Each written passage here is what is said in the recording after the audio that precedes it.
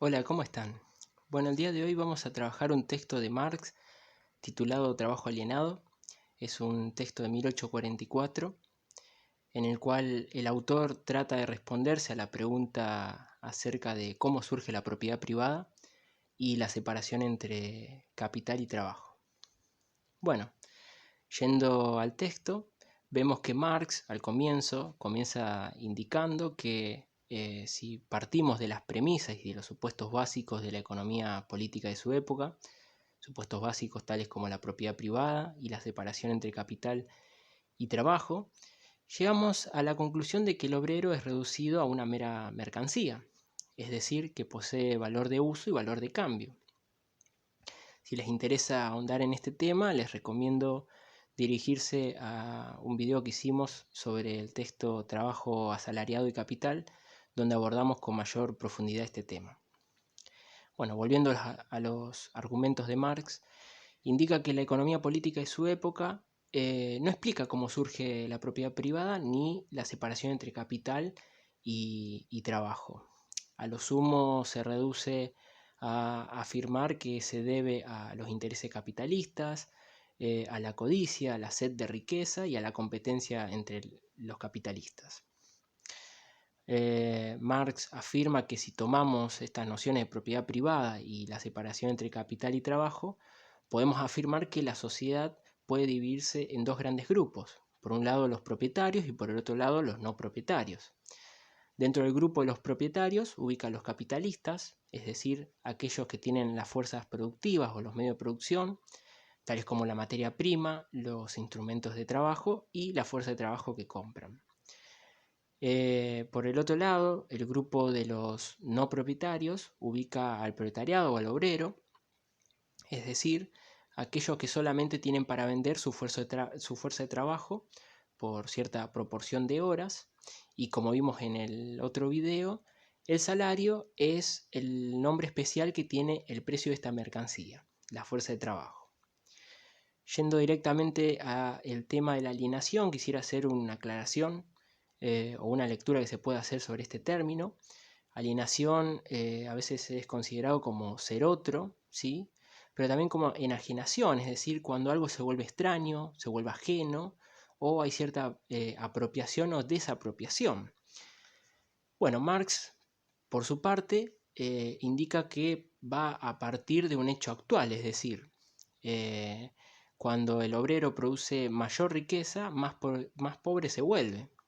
Es decir, mayor riqueza produce pero para otro.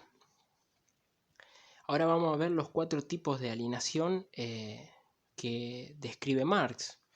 El primero es con respecto al objeto, es decir, señala que el obrero frente al objeto, frente al producto de su trabajo, se encuentra como frente a algo extraño, frente a algo que le es ajeno, que no reconoce como propio, y que incluso se le presenta como algo hostil, ¿sí? Dado que, bueno, dedica horas de su vida para producir algo que no lo considera propio. A su vez, introduce el concepto de objetivación, es decir, cuando algo, por ejemplo en este caso el producto, es la objetivación del trabajo, ¿sí? Se vuelve objeto. Y por lo tanto se produce una exteriorización, dado que pasa a tener una vida independiente de su productor, ¿sí? Al margen de él. No obstante, describe Marx que se da una relación de servidumbre del proletariado con el objeto o el producto de su trabajo, dado que le debe por un lado al producto que lo convierte en obrero y por otro lado que le permite subsistir como sujeto físico, dado que le provee los medios de vida.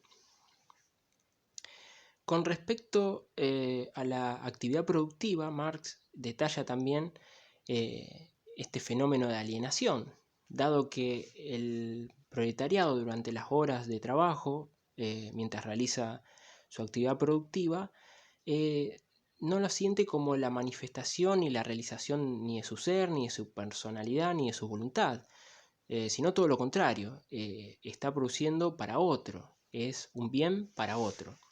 Y durante esas horas no se pertenece, le pertenece a otro. Incluso su vida comienza cuando sale del trabajo. Esto va de la mano con otro tipo de alienación, que es el tercer tipo, que es alienación con respecto a su ser genérico. Es decir, Marx tiene una concepción sobre el trabajo como, digámoslo así, es la actividad genérica por excelencia, es lo que convierte al humano en humano y a la vez lo que permite diferenciar lo humano de lo animal, ¿sí? Dado que el hombre para sobrevivir requiere tener acceso a la naturaleza, pero transformarla a través del trabajo, mientras que los animales no, tienen acceso directo a la naturaleza y no necesitan realizar ningún tipo de trabajo para subsistir.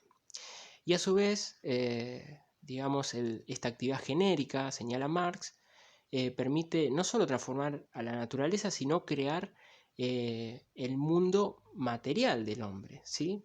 Es la actividad por la cual expresa su personalidad, su ser, su voluntad, etc. Lo que lo convierte en humano. Bueno, bajo las condiciones o la estructura del capitalismo, del sistema capitalista o el modo de producción capitalista, el trabajo no es considerado como una actividad genérica, sino como un simple medio para subsistir. Es rebajado a esa categoría. Y por último tenemos la alienación del hombre con respecto al hombre. Es decir, por un lado, el proletariado ve a los otros proletariados como una competencia, no como un igual. Lo mismo pasa entre el proletariado y el capitalista, que no se reconocen como iguales, y lo mismo entre el capitalista y otro capitalista, es decir, como competencia. Pero a su vez, esta alienación del hombre con respecto al hombre va de la mano con la alienación con respecto a la actividad genérica, es decir, el capitalista reconoce al trabajo no como la actividad por excelencia del humano, sino como un simple medio para poder sobrevivir.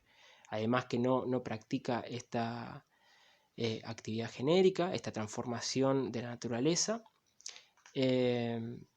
y que a su vez se apropia de algo que no produjo, ¿sí? Es decir, el producto del trabajo de otro.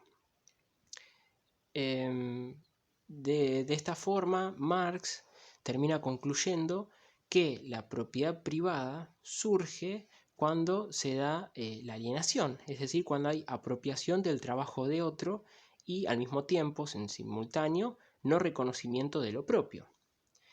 De este modo surge la propiedad privada y la separación entre trabajo y capital. Bueno, espero que le haya servido. Nos vemos en la próxima.